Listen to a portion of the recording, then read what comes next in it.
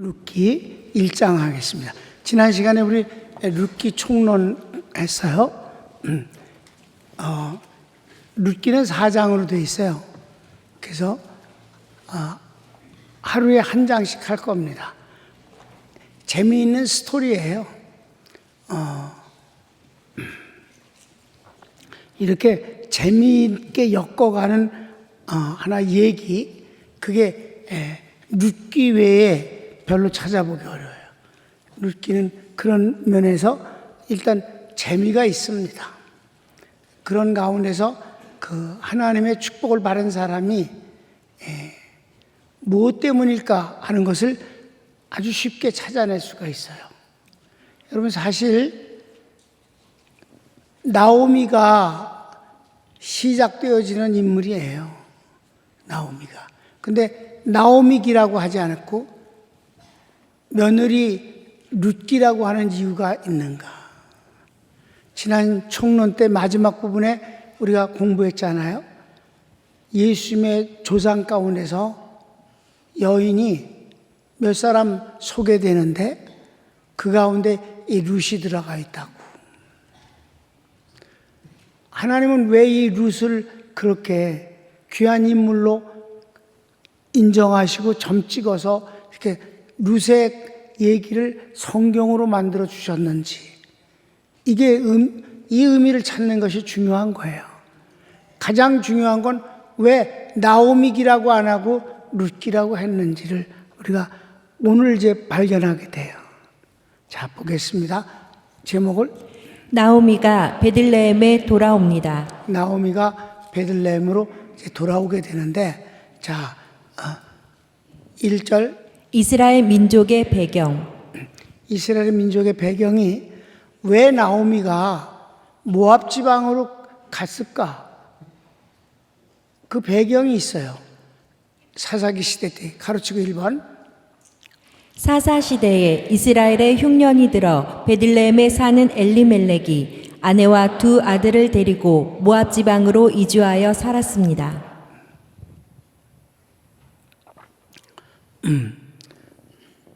여기서 우리가 사사기를 공부했잖아요. 언제나 이렇게 오르막내리락 그러잖아요. 아주 분명한 건 패턴이 뭐예요? 하나님을 경외하고 하나님을 섬기면 태평성대가 이루어져서 나라와 국민들이 다 평안하게, 강하게, 아주 안심하게, 풍족하게 잘 살았어요. 그러나 하나님을 멀리하고 하나님의 은혜를 무시하고 하나님께 의지하지도 아니하고 자기 뜻대로 살고 그렇게 되어지면 금방 그들은 어려움을 겪게 됩니다. 이거는요, 인류 역사가 언제나 증명하는 거예요. 이스라엘 민족의 사사시대만 그런 게 아니고 온 세계가 그렇다 이 말입니다. 하나님을 대적하는 이론, 하나님을 대적하는 종교가 정권을 잡으면 그때부터 그 나라와 국민은 토탄에 빠지는 거예요. 그러니까 하나님을 대적하는 모든 세계는 다 아주 사는 것이 죽는 것 비슷할 만큼 고통스러운 세월을 사는 것이 바로 하나님 없는 세계다. 어리석고 미련하고 두려움 속에서 살아요. 여러분, 미신을 섬기는 사람들 언제나 두려움 속에 살아요. 두렵기 때문에 점을 치는 거예요. 두렵기 때문에 액땜을 하려고 들고 두렵기 때문에 구슬하는 거예요. 다 두려움 속에 살아. 우리 주님의 은혜는 가장 큰 게 뭐예요? 평안입니다. 평안함. 두려움이 없는 거. 막연한 두려움을 갖지 않는다. 그런데 이 사사시대에 흉년이 들었을 때 이 엘리멜렉이라는 사람이 모압 지방으로 이주를 해버렸어요. 이건 큰 잘못입니다. 낭중에 돌아왔을 때 뭐라고 그랬어요? 나오미가 떠날 때 우리가 풍족한 가운데서 갔다. 그러니까 그 나라가 싫은 거예요. 흉년 들고 맨날 아주 삶이 아주 그런 빡빡하고 그런, 자기가 가난한 게 아니라 아주 그런 상황, 배경이, 이스라엘의 그 배경이 싫은 거야. 그러니까 나 딴 데 가서 하겠다. 그러니까 이민 간 거나 비슷한 거야. 다 꼴보기시다. 성경을 읽읍시다. 사사들이 치리하던 때에 그 땅에 흉년이 드니라.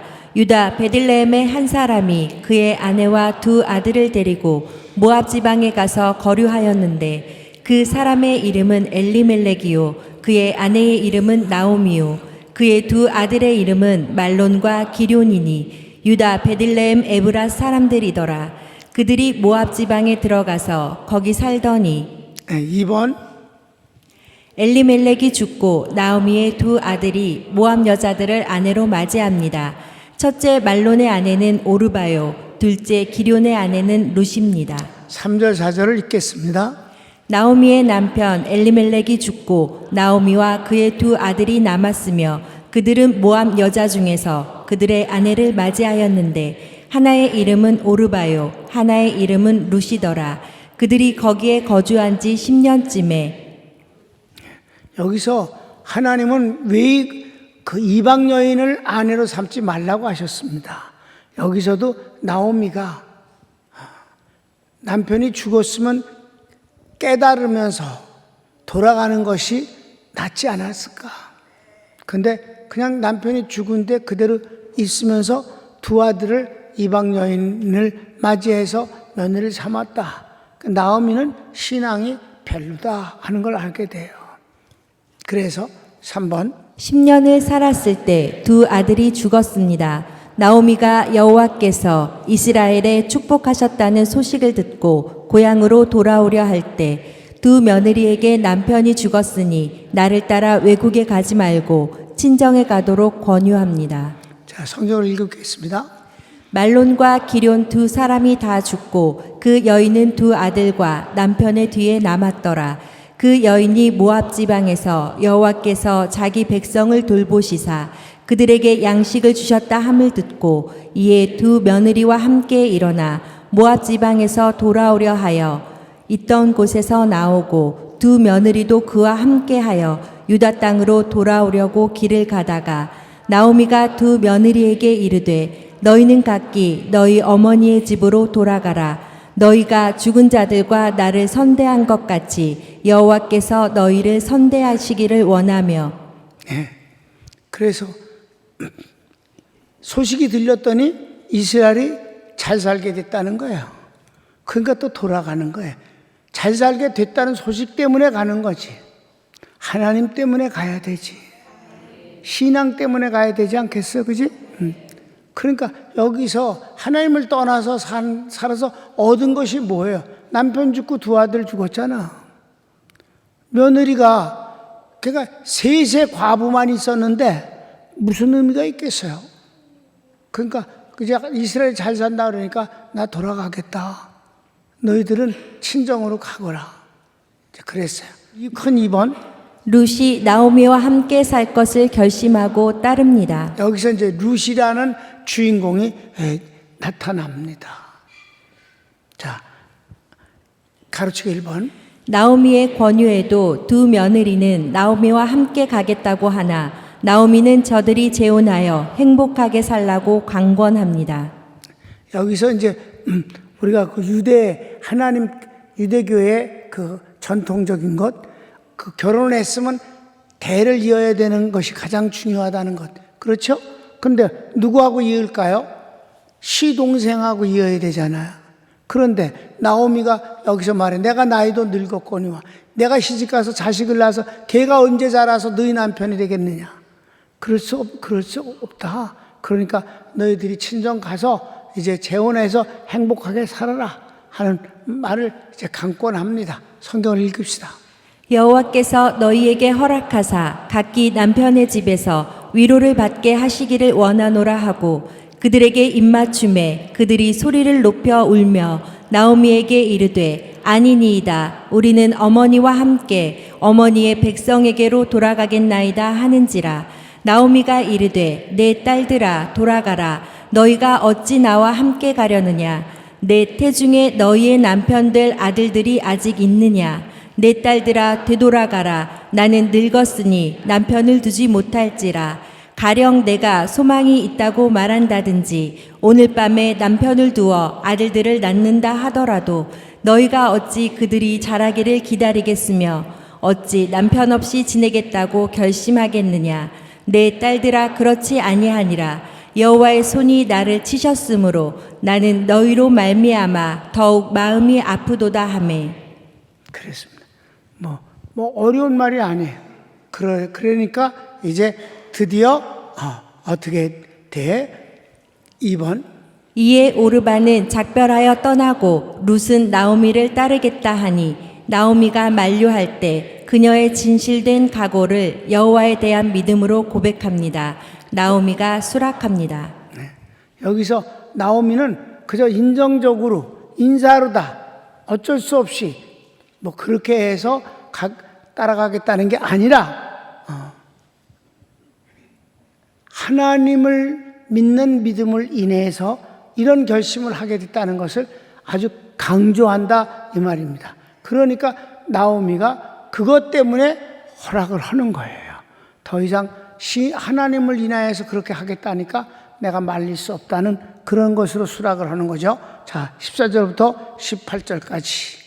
그들이 소리를 높여 다시 울더니 오르바는 그의 시어머니에게 입맞추되 룻은 그를 붙쫓았더라.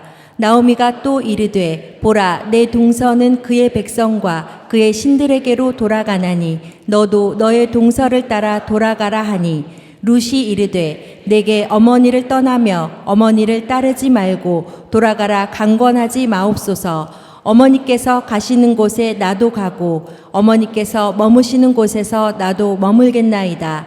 어머니의 백성이 나의 백성이 되고 어머니의 하나님이 나의 하나님이 되시리니 어머니께서 죽으시는 곳에서 나도 죽어 거기 묻힐 것이라. 만일 내가 죽는 일 외에 어머니를 떠나면 여호와께서 내게 벌을 내리시고 더 내리시기를 원하나이다 하는지라. 나오미가 룻이 자기와 함께 가기로 굳게 결심함을 보고 그에게 말하기를 그치니라. 여기서 뭐 여러 가지 말이 있어요. 어머니가 사는 곳에 나도 살고 떠나면 같이 떠나고 죽는 곳에서 나도 죽겠습니다 라고 말하면서 뭐라고 했어요? 어머니의 하나님이 나의 하나님이시고 내가 이것을 그렇지 어긴다면 하나님이 내게 벌을 내리시기를 원하나이다 라고 해서 하나님과의 관계 때문에 다른 수식어가 많이 나온다 이 말입니다. 그래서 마지막 3번. 나오미와 룻이 베들레헴을 돌아옵니다. 나오미가 돌아오니 많은 사람들이 이름을 부르며 환영하니 그녀가 나는 나오미 히락이라 부르지 말고 마라 괴로운이라 하라. 이는 하나님의 섭리라 합니다. 여기서 하나님이 벌을 내리셨다는 말을 고백합니다. 그가 돌아왔을 때 많은 사람들이 환영을 했다고 하는 것을 보면 벌써 어떻게 됐어요? 수십 년이 지났잖아. 이민 간 지가. 그럼에도 불구하고 그를 기억한다는 것은 그가 그냥 묻혀있는 사람이 아니었다는 것이잖아요. 왜냐하면 여기서 그가 고백한다고. 내가 그때 많은 것을 소유한 사람이었었는데 그걸 가지고 떠났었는데 이제 돌아올 땐 빈손이다. 아무것도 가져온 게 없다. 오히려 남편과 두 아들이 죽었다. 그러니 나를 나오미 희락이라고 부르지 말라. 나는 괴로움 자체다. 말하다. 라고 그렇게 말을 하면서 이는 하나님이 나에게 벌을 내리셨기 때문이다. 라고 하는 거예요. 그런데 여기서 이제 중요한 거는 하나님의 벌은 잘못하는 사람에겐 벌을 내리잖아요. 근데 벌이 일반 법정에서 내리는 재판의 그런 형량 같은 것이 아니고 선생님이 말 안 듣는 학생에게 체벌하듯 하는 벌이에요. 무슨 말인지 아십니까? 그걸 징계라 합니다. 징계는 사랑하는 사람을 잘못을 고쳐주기 위한 방법이에요. 그리고 징계를 한 뒤에는 언제나 그 뒤에는 감싸시고 또 그걸 인해서 바뀌어졌을 땐 비교할 수 없는 것으로 축복으로 채워주시는 반전의 축복을 주시는 분이 하나님이셔요. 그러니까 벌 자체가 끝이 아니라 그 벌 가운데서 하나님이 어떤 것을 갖고 계시다는 것을 나오미는 깨달았고 있었던 것 같아요.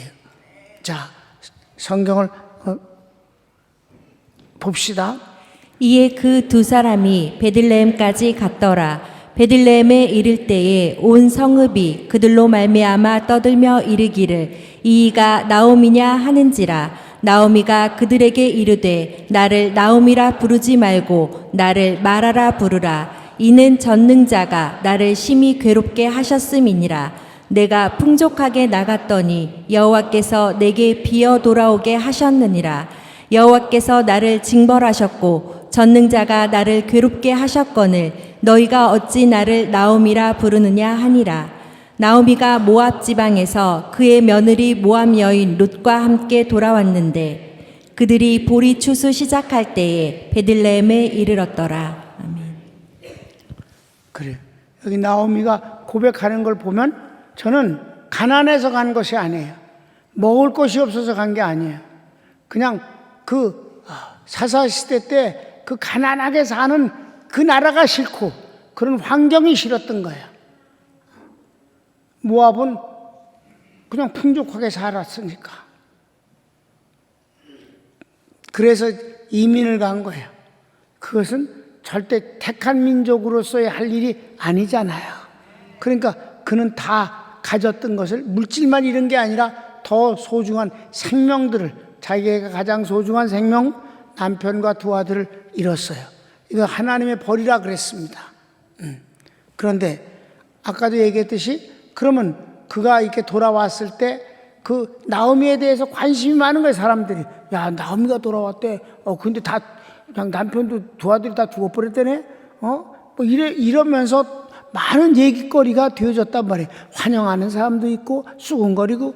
왜냐면 그가 떠나간 것이 잘한 일이 아니니까 온 것은 환영해도 떠난 것은 잘못이라고 그들은 판단하는 것이지요.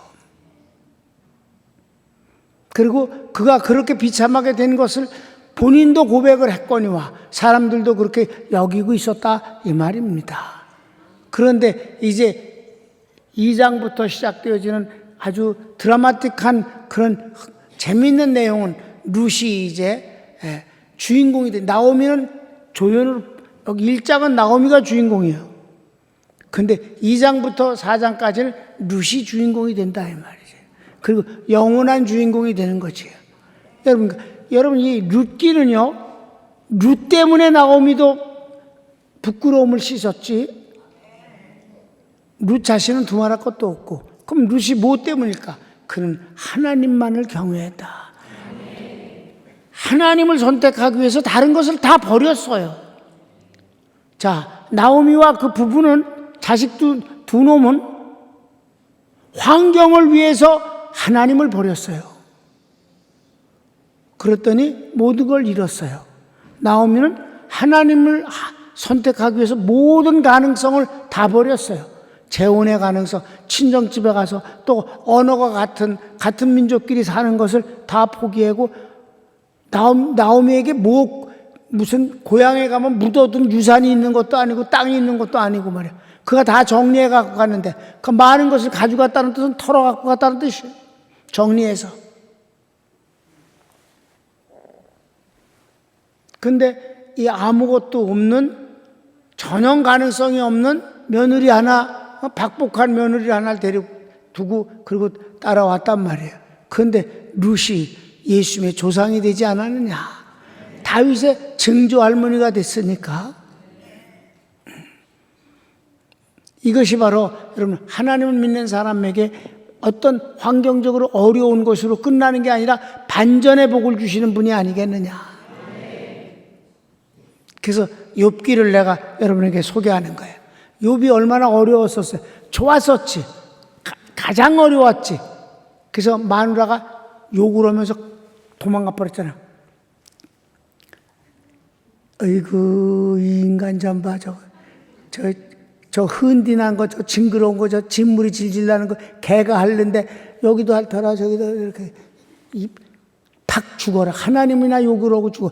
그 여자가 그래서 하나님이나 욕하고 죽어라. 그래도 욥은 욕하지 않았어요. 고통을 호소는 했어도 하나님을 의지했습니다. 원망하지 않아서 한 번도. 하나님이 동양에서 최고 부자를 만들어 주셨어.